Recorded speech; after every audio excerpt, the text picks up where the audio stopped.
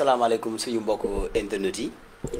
donc ñu ngi am mbégte bu rëy di ñëwaat fii si suñu plateau rek fi nga xam ne moom mooy 24 médias donc di tàmbale li nga xam ne moom mooy édition spéciale bu ñuy jagleel donc discours président de la république bi donc ñuy taaxalu rek fii ak ci kanam le temps que ñu pare ñu daal di sóobandiku rek waaye nag balaa booba donc damay nuyu ki nga xam ne moom laa bokkal sama plateau bi moom mooy sama consultant. donc may profité rek di jaajëfal di gërëm bu baax a baax suñu internet yi nga xam ne chaque fois donc ñooy ànd ak ñun donc ñu leen di remercier bu baax a baax si soutien bi nga xam ne ñu ngi ñu koy indil donc si jàpp bi nga xam ne ñu ngi koy jàpp te tëwa ba tax na rek ku nekk yëpp ku ci nekk autant pour moi donc dañu lay gërëm di la sant bu baax a baax aca monsieur Sarr ma bàyyi la rek nga nuyoonte ak suñu mbokk internet yi. jërëjëf monsieur Sène maa ngi lay nuyu di la gërëm di la sant di am mbégte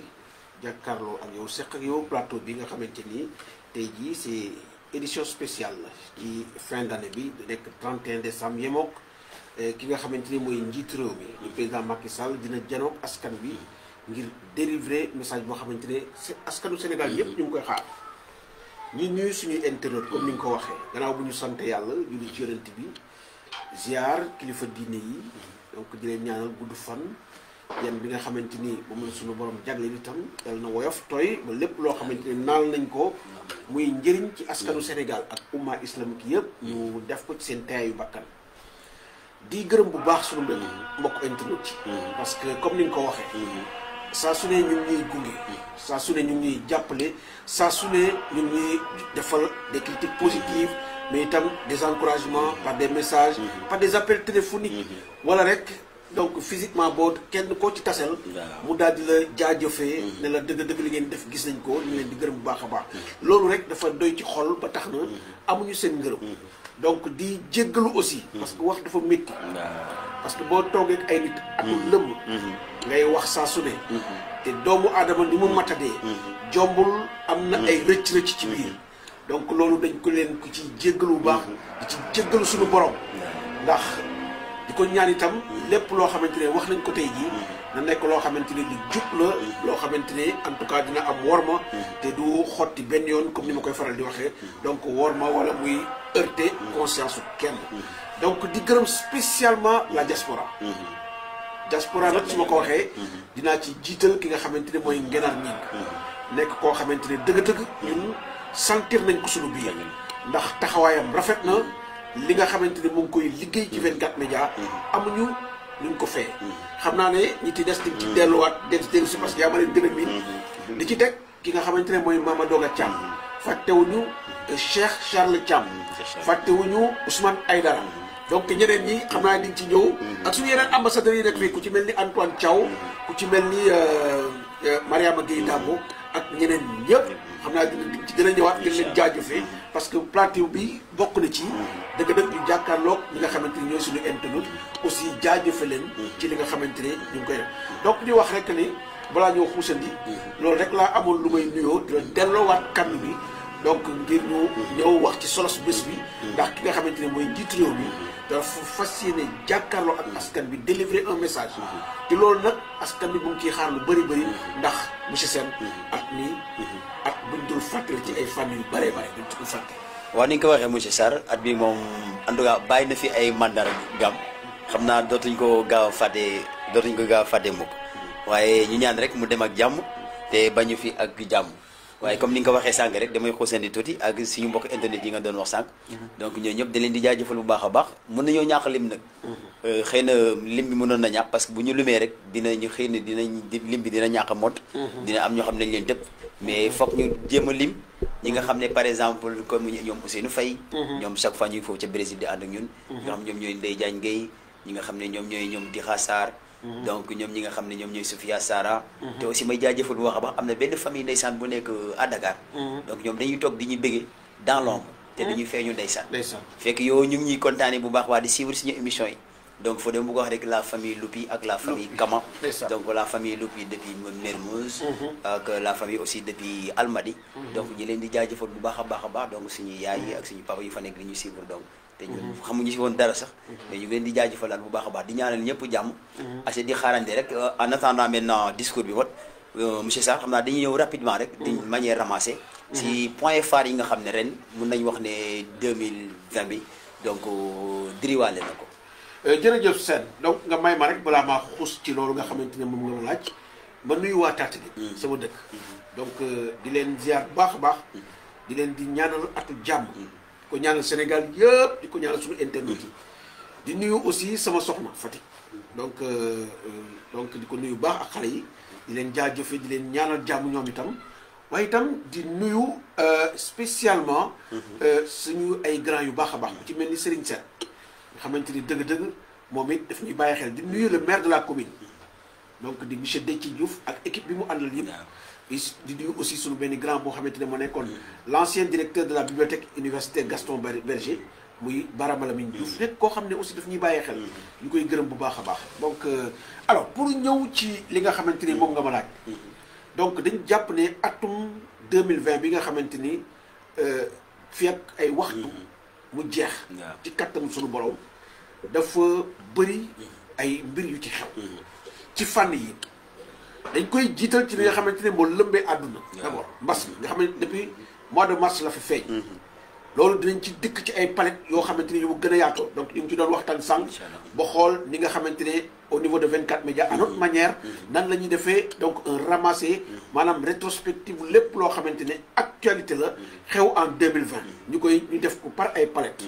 donc mais jàpp nañ ne mbas mi daf ci occuper donc une place privilégiée ci fànn yu bëri ndax sur le plan économique sur le plan humain donc dafa am impact bu am doole boo xamante ni am na ko ci askan bi ndax 2020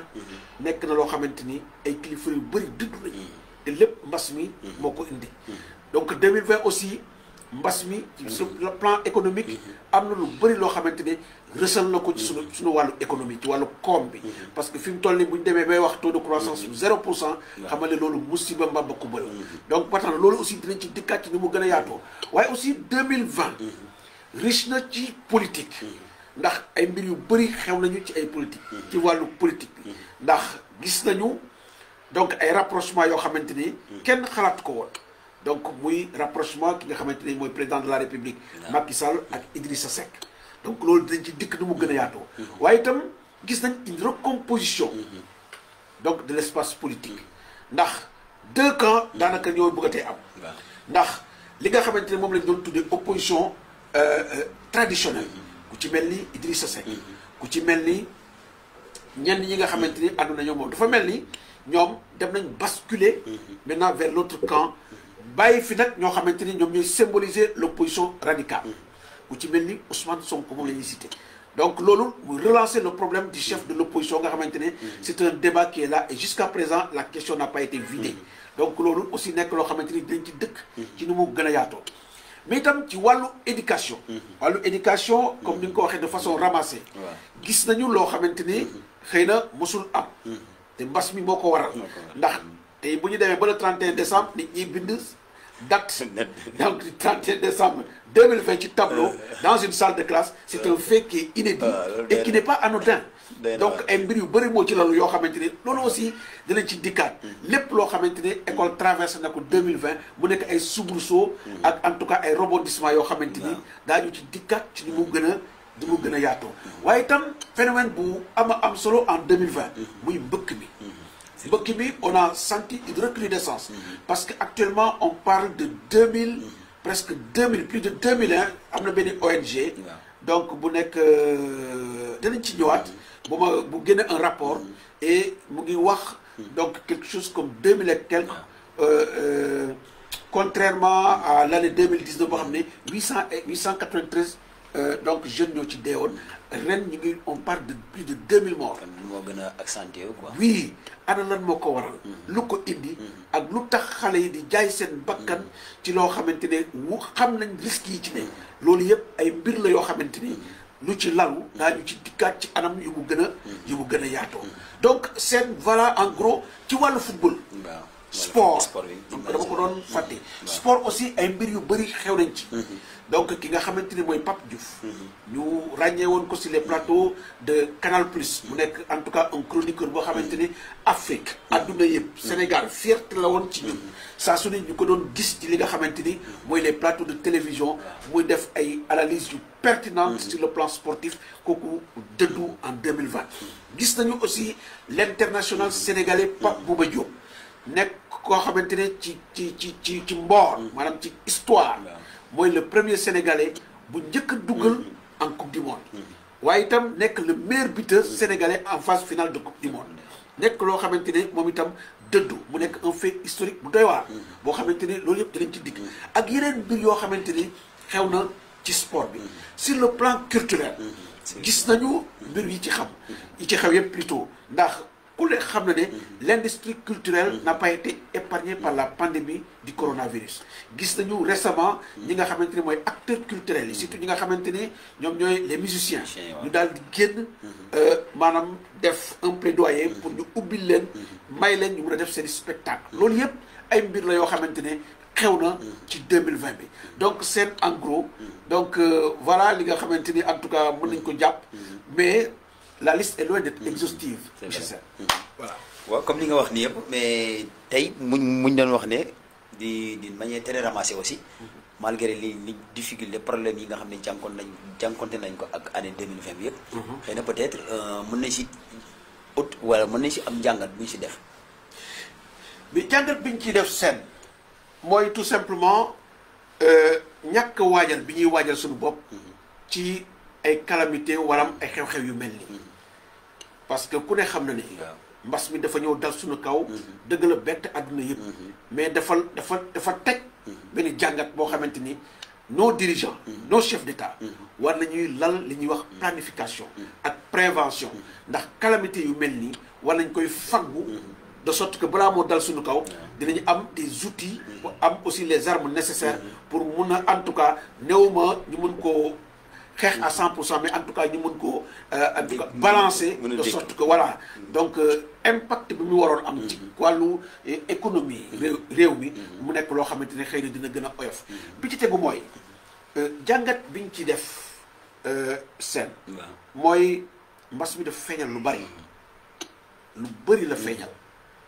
mbas mi feeñal na lu bari ci wàllu mal gouvernance surtout ci wàllu mal gouvernance danañ ci dikkaat ci wàllu mal gouvernance mais également feeñal na lu bari ci loo xamante ne ay mbir la yu doon xew te askan bi yu xam dara maintenant mbas bi ñëw feeñal ko au grand jour donc loolu yëpp ay mbir la yoo xamante ne donc luñ ci mën a jàngat la waaye itam di wax rek ne en tout cas donc nekk na loo xamante ne bett na askan bi bett na Sénégal bett na àdduna bi waaw monsieur Sarr foofu rek damay continuer ba tey si branche boobu mais bii c'est un fait saillant actualité parce que dans la semaine Sénégal yëpp ñi nga xam ne surtout côté ñi nga xam ne ñooy yëngu si wàllum njàng ak njàngale bi mun nañu wax ne sax parents d'élèves bi toute la société entière donc dañ yeewu am mbetteel bu rëy parce que dégg loo xam ne yamatuñu sax si dégg nañ ba gis seen documents yi nga xam ne firndeel na ne lii am na mu nekk loo xam ne jur na coow bu doy waar mu nekk éducation sexuelle quoi dire que bu ñu bëggoon intégrer dans les enseignements apprentissage yow loolu monsieur Sarr noo koy jàngatee. monsieur Sarr onde de choc la. dans tout le territoire sénégalais. sénégalais yëpp. ñoo def benn dànk def benn say. métit lu ko. te jàpp nañ ne quelque part y a des non-dits. parce que loolu mënul xew ci suuf ñu koy togg. di ko togg ba mu yegg si fii. te ñi nga xamante ni ñoo ŋànk njàng mi ak njàngale mi xamuñ ci dara loolu mënul nekk parce que nag quoi qu'on puisse dire le Sénégal c'est un état souverain état la boo xamante ne ci li nga xamante ne jàng nañ ko depuis 1960 lañ jot suñu indépendance nekk un état souverain donc lépp loo xamante ne dañ ñu koy jox suñu askan ñu war koo approprier wu dafa war a nekk loo xamante ni dafa war a dëppoog suñu aada dëppoog suñu cosaan dëppoog suñu gëm-gëm waaye lii ma gis ci wàllu njàng mi ak njàngale mi ñu bëgg ko introduire mu nekk ay modules yoo xamante ni dañ ko bëgg a dugal ci njàng mi ak njàngale mi waroon na lool ak la fa maam bàyyi woon waroon na lool ak li nga xamante ni mooy suñu diine waroon na ak suñu cosaan ndax lépp loo xamante ni wàllu dafa xew ci néegu sëy dañ koo war a en tout cas dafa am malaanu worma bu ko lal boo xamante ni waruñu koo feeñal bëccëg rawatina ñu koy wax ay gone yoo xamante ni xamuñu dara li ci des mooy wàllu góor jigéen Sénégal yàgg nañ ko cee song ci anam yu ne boo fàttalikoo ki nga xamante ne mooy Barack Obama su ma juumul mos na fee ñëw posé woon la question plutôt ci conférence boo xamante ne ñu ngi ko doon def moom ak président de la République njiitu réew mi taxawoon ne ko loolu Sénégal pare gu ci te man damaa jàppoon ne sax tontu ba daa xaw na des du question pare mais daf ko waroon wax de façon très claire et nette sans détour ne ko loolu du fi am point parce que dëppuwul ak suñu aada dëppuwul ak suñu cosaan dëppuwul ak li nga xamante ne en tout cas mooy suñu diine donc loolu musiba boo xamante ne Sénégal gépp war nañ cee taxaw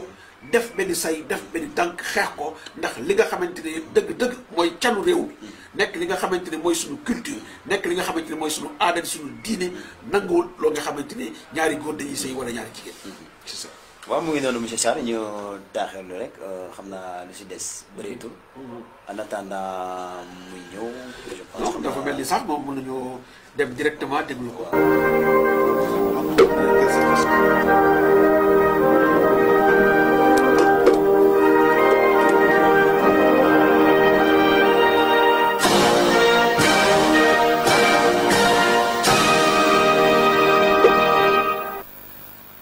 Mes chers compatriotes,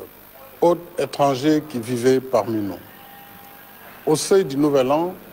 je suis heureux de vous adresser mon message de vœux. L'année 2020 a été particulièrement éprouvante en raison des impacts sévères de la pandémie Covid-19.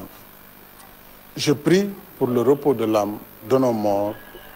et souhaite prompt rétablissement aux malades. Je renouvelle nos remerciements et notre gratitude à notre vaillant personnel de santé et à tous les services de l'État engagés sur le front risqué de la lutte anti-Covid-19. Je salue et encourage la communauté scolaire et universitaire qui assure avec dévouement la continuité des enseignements dans un contexte si difficile. Ce soir, mes pensées vont également à nos compatriotes ayant péri sur les routes de la migration irrégulière. Je renouvelle mes condoléances et ma compassion à leurs familles. L'État continuera de combattre fermement les réseaux mafieux qui s'enrichissent en faisant miroiter aux candidats à l'aventure les promesses d'un Eldorado illusoire. Mes chers compatriotes, dès l'apparition de la pandémie en mars, le gouvernement a déployé en urgence un important programme de résilience économique et sociale de 1 000 milliards de francs CFA, financé par le Fonds de riposte et de solidarité contre les effets de la Covid-19, Force Covid-19. Je remercie toutes les bonnes volontés et tous les partenaires qui y ont contribué. Ce programme nous a permis d'organiser immédiatement la riposte sanitaire et de maintenir la maladie sous contrôle sur l'ensemble du territoire national, notamment par l'aménagement et l'équipement de 52 centres de traitement des épidémies contre un seul au début de la pandémie. Le gouvernement travaille également à l'acquisition de vaccins dans le respect des règles d'éthique en la matière. Devant la recrudescence des cas positifs, des cas graves et des décès, je dois vous redire avec insistance, mes chers compatriotes, que notre combat n'est pas encore gagné et que notre salut dépendra du respect par tous des règles de prévention. La responsabilité de chacun est engagée dans la lutte pour la préservation de nos vies et de notre santé. Et l'État continuera de veiller sur l'application stricte des mesures d'ordre public. En outre, le gouvernement poursuit les efforts d'amélioration de notre système de santé. Ainsi, avec ces nouveaux locaux et ces équipements de dernière génération, le service des maladies infectieuses et tropicale de Fann a été élevé aux meilleurs standards internationaux. En 2021, 4 nouveaux hôpitaux seront réceptionnés à Kédougou, Kaffrine, Sédhiou et Touba. 3 unités d'accueil d'urgence et 7 services de réanimation seront mis aux normes à Diourbel, Fatick, Kaffrine, Kaolack, Louga, Matam et Saint-Louis. 6 centres de dialyse seront ouverts à Ndioum, Kolda, Kaffrine, Sédhiou, Agnam et Kédougou, portant le nombre à 25. La prise en charge des malades du cancer sera renforcée avec la construction du Centre national d'oncologie de Diamniadio, dont les travaux vont démarrer en mars. Déjà, 11 de nos 14 régions sont équipées d'appareils de mammographie et 4 accélérateurs linéaires pour radiothérapie ont été acquis en plus de la gratuité de la chimiothérapie pour les malades souffrant de cancer féminin. De même, 500 médecins et 1000 paramédicaux en priorité des spécialistes seront recrutés et affectés en tenant compte des zones défavorisées de la carte sanitaire. Le programme de résilience a aussi permis de soutenir les entreprises et les travailleurs et différents corps de métiers, y compris le secteur des arts et de la culture, à hauteur de 5,5 milliards de francs CFA. S'agissant du secteur touristique, en particulier, un des plus durement affectés par la pandémie, il a bénéficié d'un crédit hôtelier d'un niveau jamais atteint de 50 milliards de francs CFA. De plus, les importants travaux de protection du littoral de Saly contre l'érosion côtière sur 7 km ont permis de sauver 17 hôtels,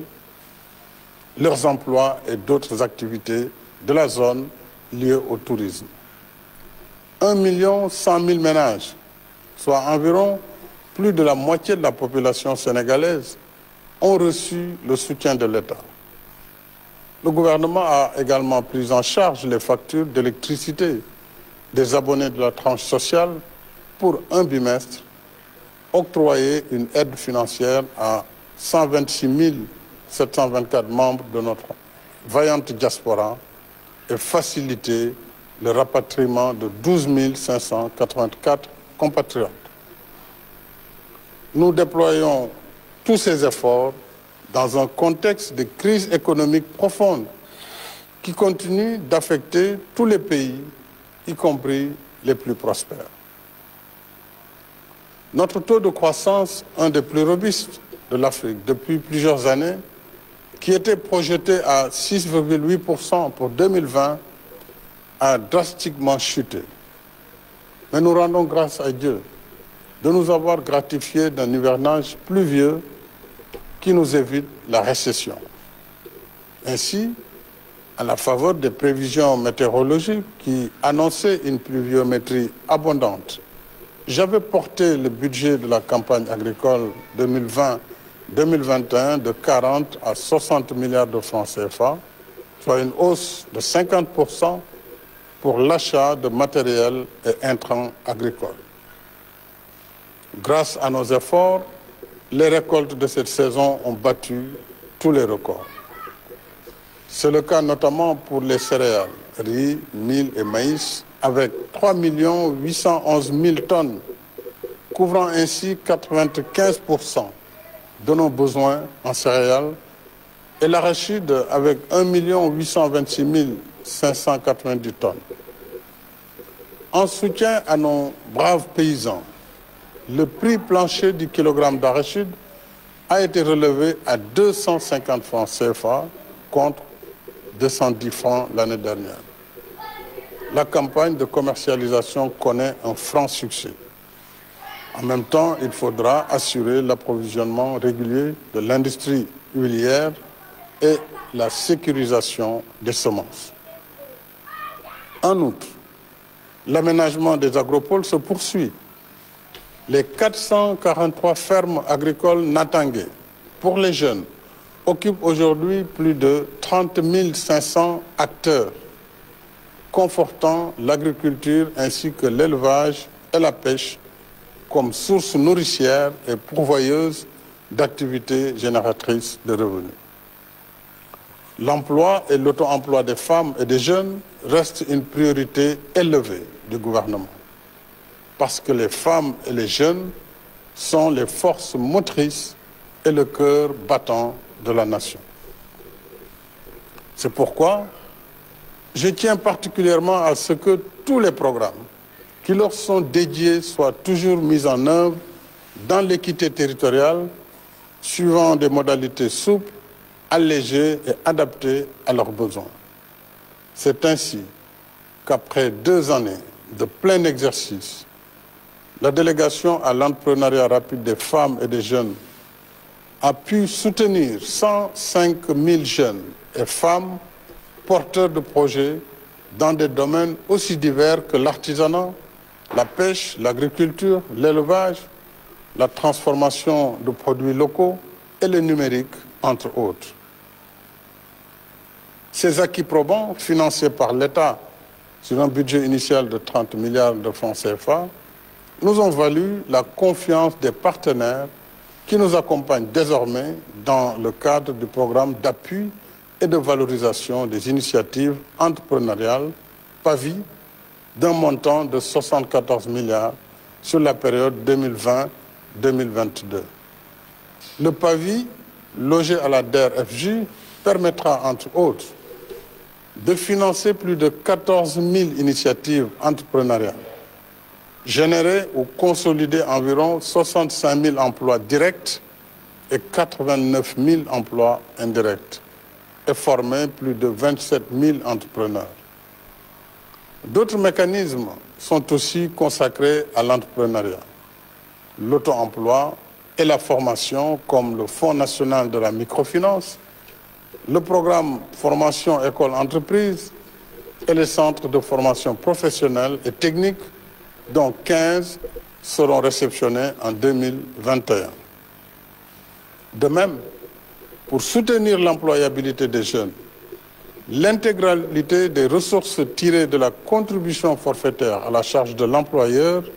sert à financer la filière de la formation professionnelle et de l'apprentissage au métier à travers le 3FPT. En outre, le démarrage en 2021 des travaux de construction du second parc industriel de Diamniadio sur 40 hectares ouvre de nouvelles opportunités d'investissement et de création d'emplois directs et indirects. Mes chers compatriotes, en dépit de la conjoncture économique difficile, nous poursuivons nos efforts de transformation structurelle de notre pays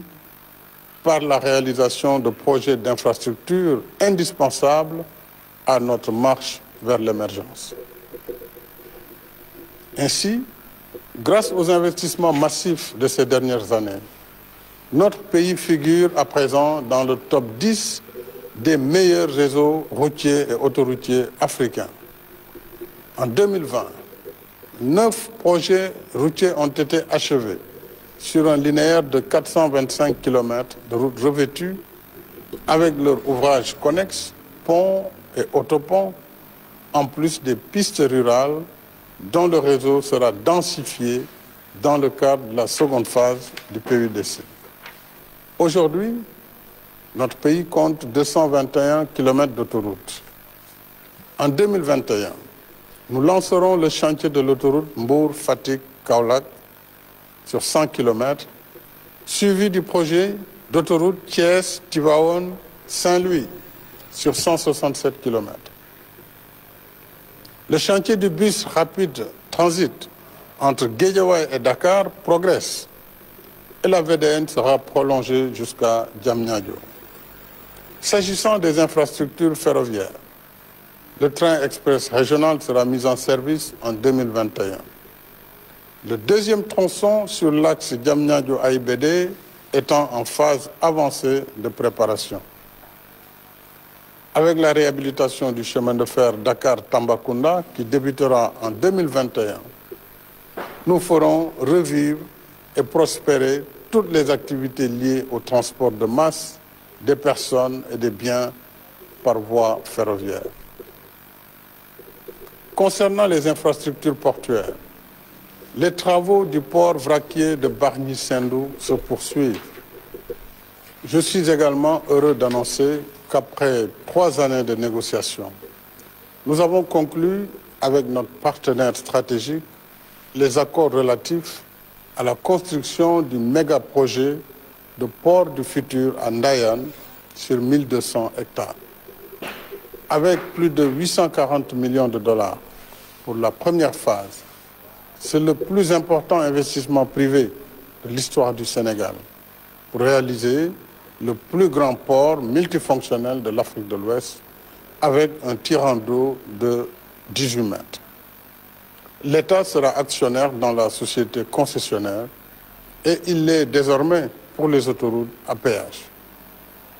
Une fois achevé, ce projet à forte intensité de main-d'œuvre contribuera à décongestionner Dakar et attirera d'autres investissements au sein de la zone économique spéciale jumelée au port. S'y ajoute que notre pays vient d'adhérer à l'initiative dite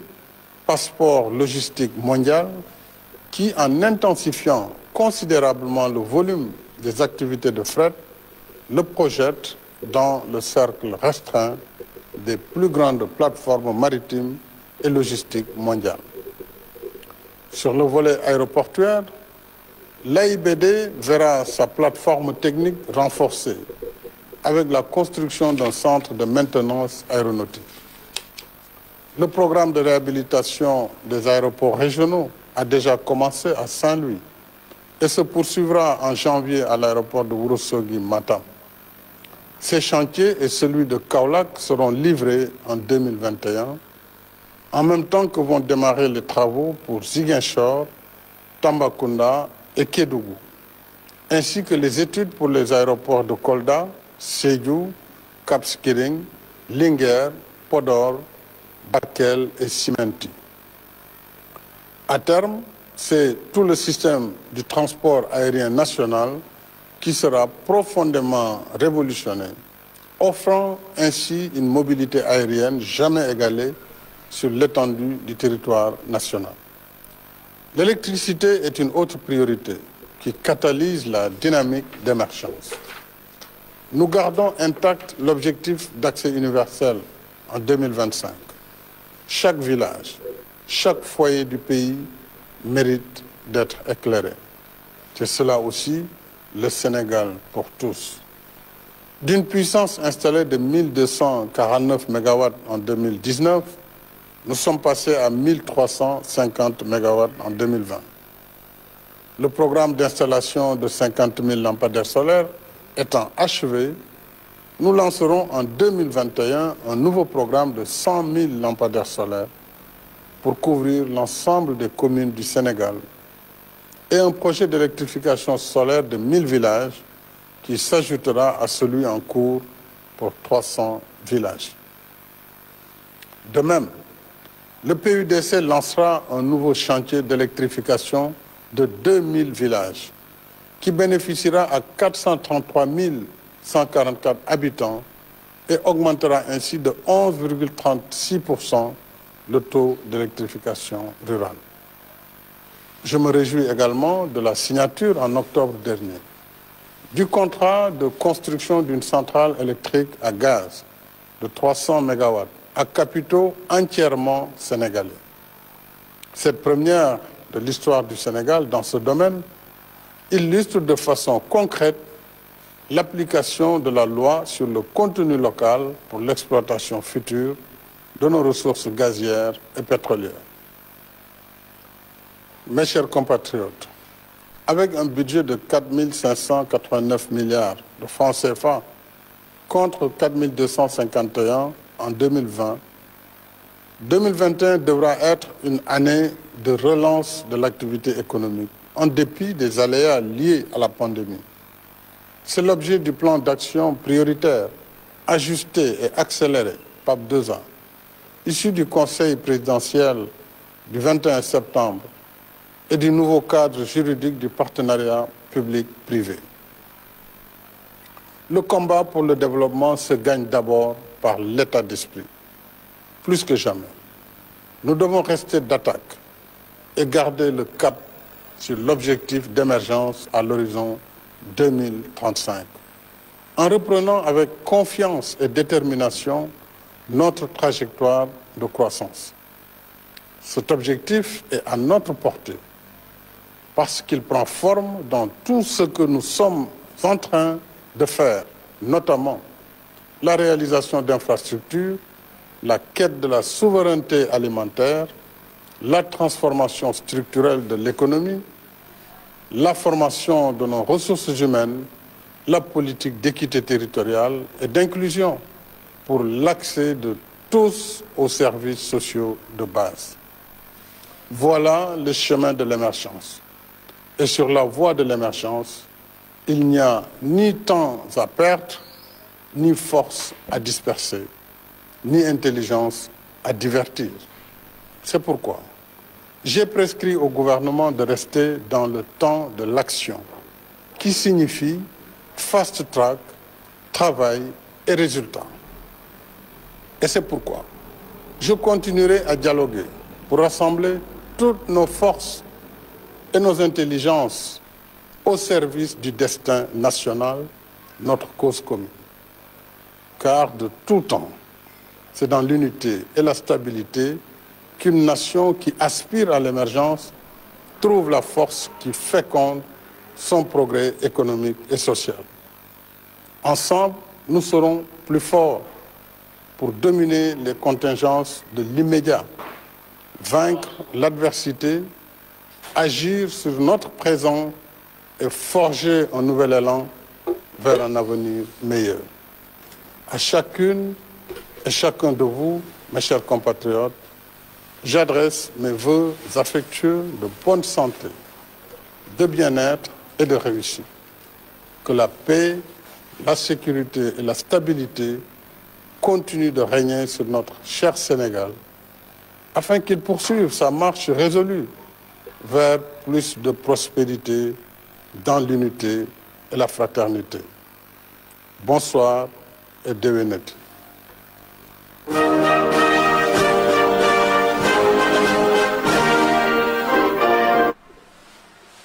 waaw monsieur Sarr mu ngi noonu donc président bi bamtu na yóbbal bi li nga xam ne discours bi nga xam ne moom la jagleeloon askanu Sénégal ñëpp donc ñëpp ñi ko doon xaar bu baax a baax parce que amaloon na ñi nga xam ne moom mooy population bi solo léegi ba monsieur Sarr ban jàngat rek lañ si mën a def nii après bu mu paree discours am bu pare. waaw jërëjëf donc seen ñu ngi lay jaajëfee bu baax a baax gannaaw bu ñu dégloo ki nga xamante ni mooy njiitu réew mi président de la république Macky Sall mu dikk ci discours bu gudd donc d'abord ci forme bi donc gis nañ ne donc bii xaw na gudd tuuti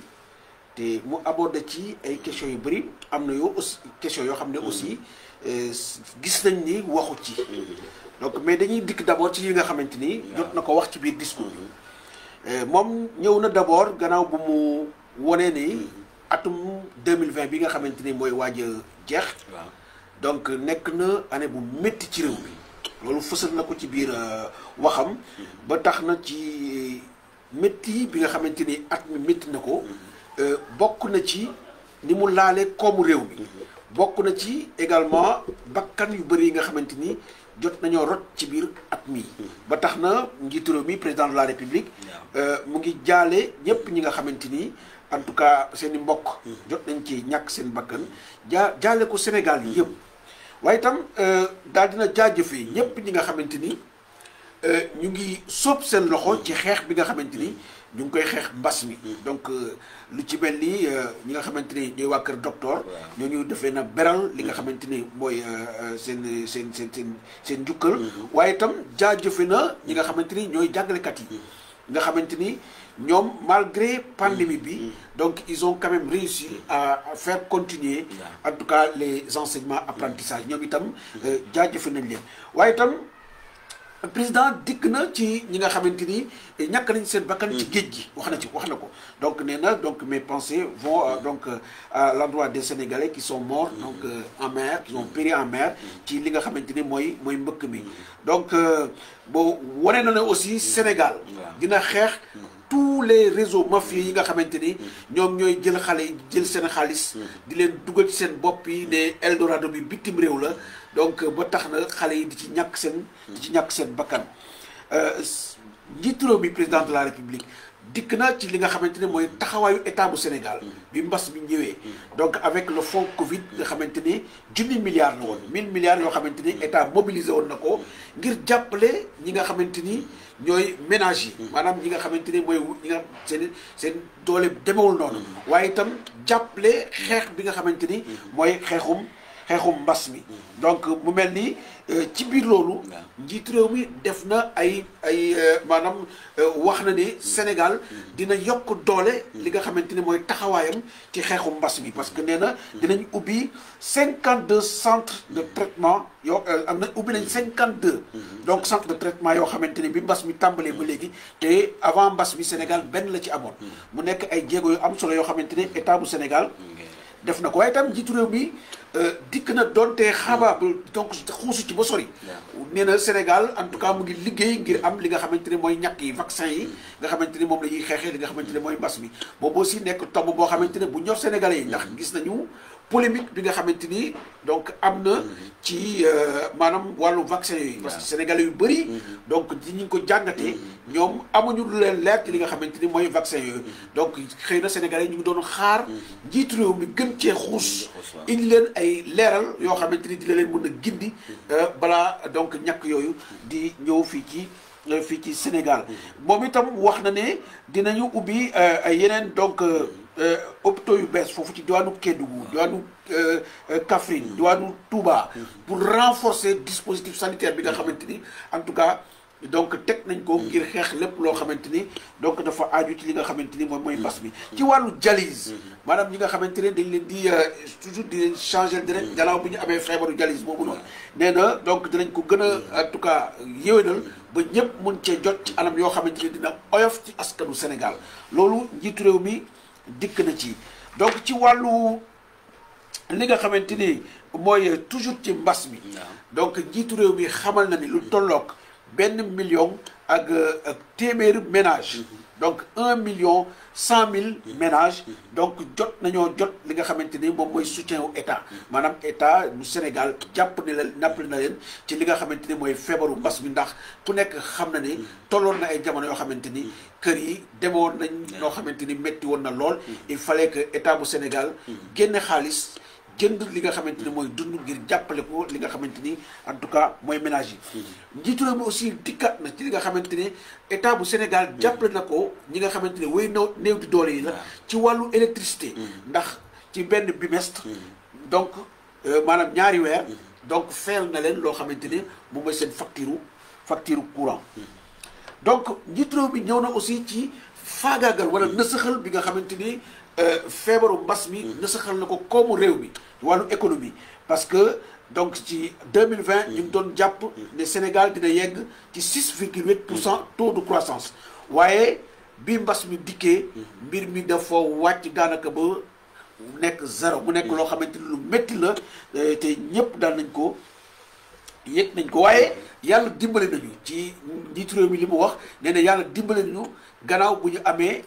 maanaam nawet boo xamante ni dëgg-dëgg ndox mi bari na tubarkalla macha allah te itam meññeent yi nga xamante ni ñu ngi ko doon xaar yàlla def na ci jàmm ba nga xamante ni lu dem ci wàllu céréale maanaam dugub mboq ak yooyu donc boo ñu ko xoolee Sénégal am na ci lu tolloog 3,811,000 tonnes ci wàllu gerte gi am nañu 1,826,000 tonnes waaye itam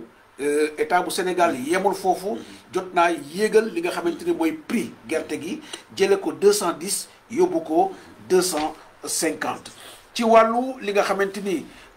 mooy wàllu emploi maanaam ndaw ñi ak ñi nga xamante ni mooy jigéen ñi état bu Sénégal dina gën a taxaw ci li nga xamante ni mooy gën a yokk doole li nga xamante ni moom la ñuy wooyee les fermes agricoles naataange nga xamante ni ndaw ñi ak jigéen ñi moo tax mu jóg waaye itam toujours ci wàllu emploi ak auto emploi état bu Sénégal daf ko def une surpriorité ndax xam nañ ne lépp loo xamante ni jafe-jafe la di pousse ndaw yi ñuy dem ba li nga xamante ni mooy di def immigration clandestine bokk na ci ñàkkum xëy yi te état mu ngi ci def ay jéego ndax donc comme ni ma ko waxee sànq dina gën a renforcer li nga xamante ni mooy donc les fermes naataange waaye itam li nga xamante ne mooy kuréel yi mu samp ngir accompagner jàppale financer yi nga xamante ne mooy ndaw ñi lu ci mel ni DER ndax président de la République wax na ne DER jot naa jàppale lu tolloog 105 000 jeunes ak ay jigéen ñoo xamante ni en tout cas appuyé na leen loolu aussi dinañ ci taxawadi tuuti seen ndax jàpp naa ne bu fekkente ne DER def na loolu donc buñ ci defee ab njàngat bu ndaw dafay mel ni feeñul lool donc te loolu day pousser nit ñi ñu xoolaat ci mécanisme yi nga xamante ni moom la ñuy financer nit ñi est-ce que donc dañ ko def te xooluñ ci parparloo te xooluñ ci kii fu mu féete ndax ci ban waaso politique la bokk waaye loolu yëpp bu fekkee ne teg nañ ko ci table bi càmbar ko nekk loo xamante ni dañ ci sepp lépp loo xamante ni wàllu politique ñu teg ko fële di ko def nag ci loo xamante ni ay anam yu leer na yaakaar naa loolu dina nekk loo xamante ni mooy doon ñu gën waaye itam njiitu réew mi waxaat na ni li nga xamante ne mooy fonds national de la microfinance ak les centres de formation dinañ leen yokk bu baax a baax ngir ñu mun a xeex li nga xamante ni mooy ñàkkum xëy mi donc tax na wax na ne lu tolloog fukki centre de formation ak juróom dinañ ko réceptionné fii ak 2021 bi nga xamante ni moom la ñuy dugg njiitu réew mi wax na itam ci li nga xamante ni mooy wàllu infrastructure yi donc nee na effortu état bu Sénégal tax na ba réew mi bokk ci li nga xamante ni mooy le top 10 des meilleurs réseaux routiers ci wàllu infrastructure ak li nga xamante ni moom mooy suñu autoroute yi waaye itam tali yu bees yi nga xamante ni jot nañ ko fee tabax waaye itam njiitu réew mi wax na ci biir discours am ne li nga xamante ni mooy autoroute bi war a jógee Mbour yegg ba diwaanu Fatick ba Kaolack danañ ko lancer 2021 bi waaye itam Thiès Dakar Thiès Saint-Louis itam bu soobee yàlla donc bokk na ci programme bi nga xamante ni nam danañ ko wéyal ngir foofu itam autoroute bi mën a yegg ba fi nga xamante ne mooy diwaanu Ndar njiitu réew mi dikk na ci li nga xamante ne mooy BRT donc ak li nga xamante ne mooy TER pour gën a améliorer li nga xamante ne mooy la mobilité urbaine loolu yëpp nekk ay projets yoo xamante ni état bu Sénégal samp na ko ngir gën a yéwénal li nga xamante ni mooy la mobilité urbaine wax na itam li nga xamante ne mooy chemin de fer Dakar Tamba dinañ ko réhabiliter maanaam fexe ba raay bi nit ñi nga mën a jóge Dakar donc dem ba fi nga xamante ne mooy diwaanu Tamba jaare ko par li nga xamante ne mooy autorail bi wax na itam ci wàllu aéroport yi dégg nga ci ay annonce forte yi mu wax yoo xamante ne dinañu defar ay donc li nga xamante ne moom mooy ay aéroport waaye itam gën a yokk taxawaayu li nga xamante ne mooy aéroport bu Blaise Diagne donc loolu yëpp njiitu réew mi dikk na ci waaye ñëw na itam ci wàllu port nga xamante ne wax na le port du futur de Ndayane wax na li nga xamante ne le port vraquier de Sendou loolu yëpp nekk ay infrastructures yoo xam ne dina ñëw yokk ci arsenal bi nga xamante ni Sénégal am na ko ngir gën a en tout cas yéwénal li nga xamante ne mooy koomam donc lii daal ci gàttal donc bokk na ci li nga xamante ni jàpp nañ ko donc en ramassé ci discours njiitu réew mi mais li nga xamante ni njiitu réew mi xëy na waxut ci bokk na ci ma gën ko jàpp man moom laa doon gën a xaar muy élection locale yi ci wàllu politique ndax ku ne xam na ni li nga xamante ni mooy mandat wu maire yi jeex na depuis 2019 te booboog léegi amul ci dara loo xamante ne leer na nit ñaa ngi xaar ba xam ndax élection yi kañ la te loolu njiitu réew mi waxu ci dara donc yëkkiwu ci waxu ci dara donc mu nekk loo xamante ne lu la dem la monsieur Sène voilà. waaw mu ngi noonu monsieur Sarr en tout cas lim bi c'est vraiment ambitieux mais man leen rek moo ma jaaxal parce que président bi lim na fi ay aéroport yu dul jeex te fii dëgg Sénégal buñ nañ ko wax te dee rek parce que ñun suñu gare routière yu ñu am sa si biir dëkkaan yi wala si biir goxaat yi gare routière yooyu dañu am problème c'est pour fonctionner normalement man je me dis que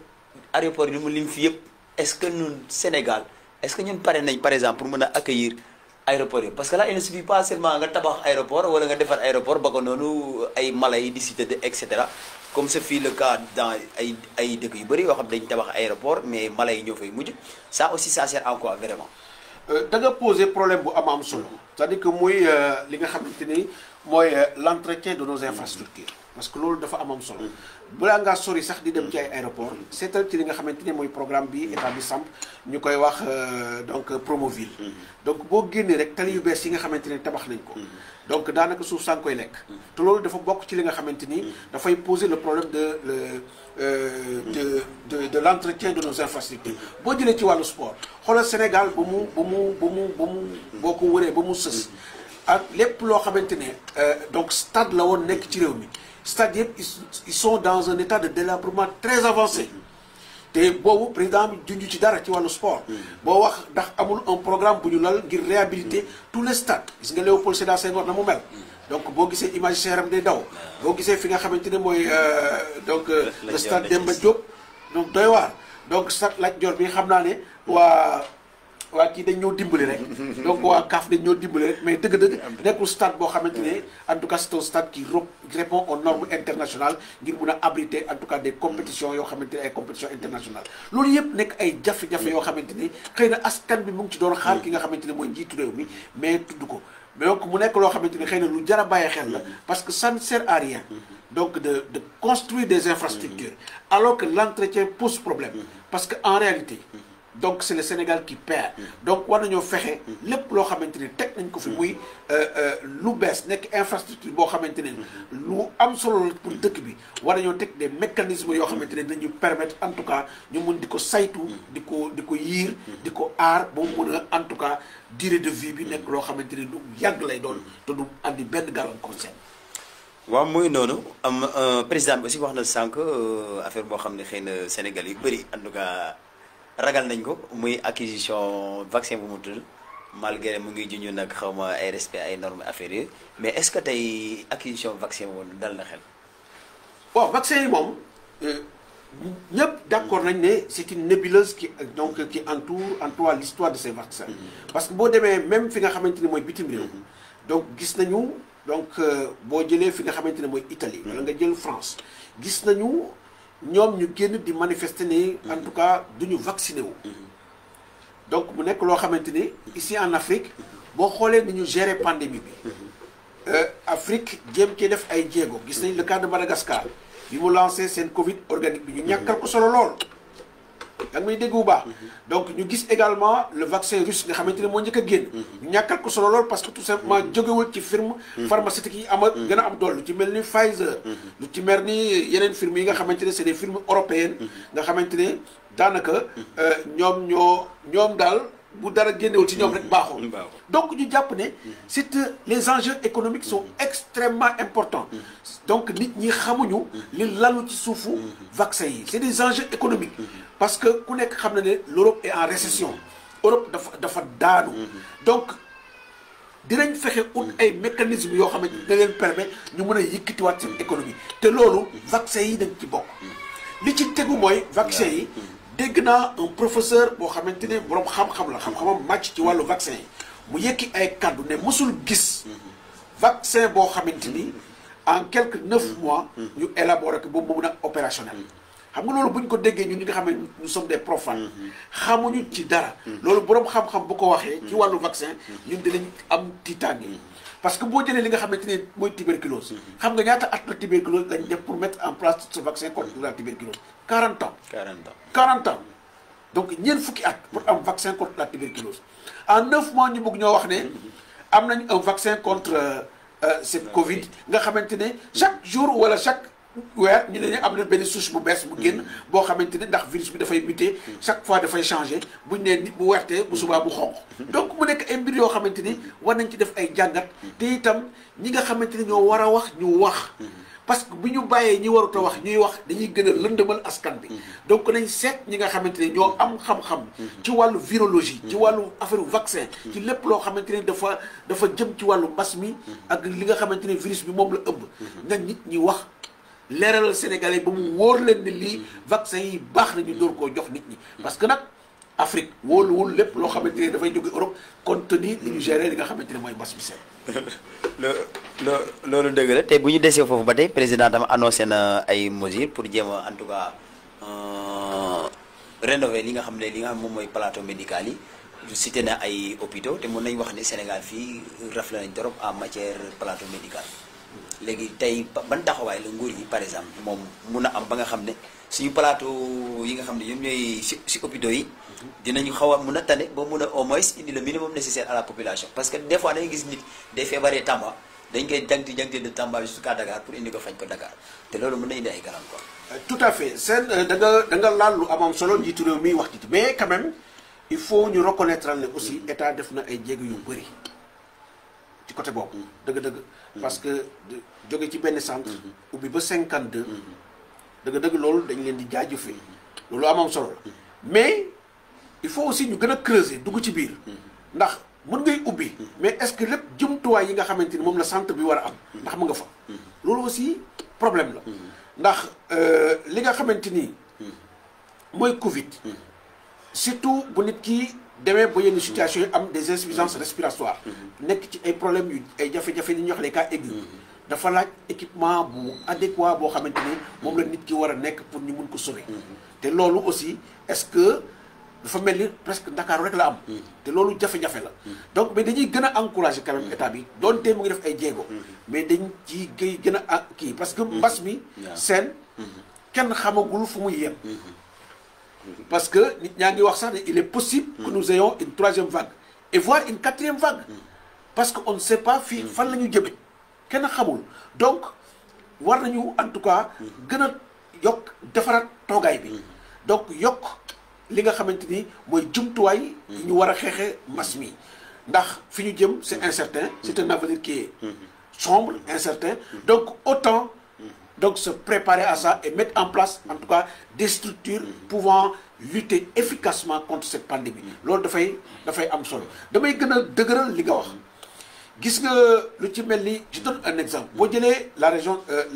de Fatick man mënuma comprendre ñii Fatick au moment où nous sommes bu fekkente ni def nañ ay prélèvements il faut ñu envoyer li nga xamante ni mooy prélèvement yi ba Kaolack yaa ngi may dégg ñu mun fa def xool ba xam ndax nit ki am na ko wala amu ko ci région lëpp ça pose problème donc loolu en tout cas war nañ ci gën a taxawaay relever le plateau technique en tout cas de nos hôpitaux pour en tout cas mun a xeex li nga xamante ni mooy feebaru mbas bi. waaw dañuy daal di xuusandi rek dem ci kaw gi foofu nag bu ñu fa demee damay nuyu sama waa dëkk waa Jatmour yëpp maa leen di nuyu waa Tataguine nuyu Fatick.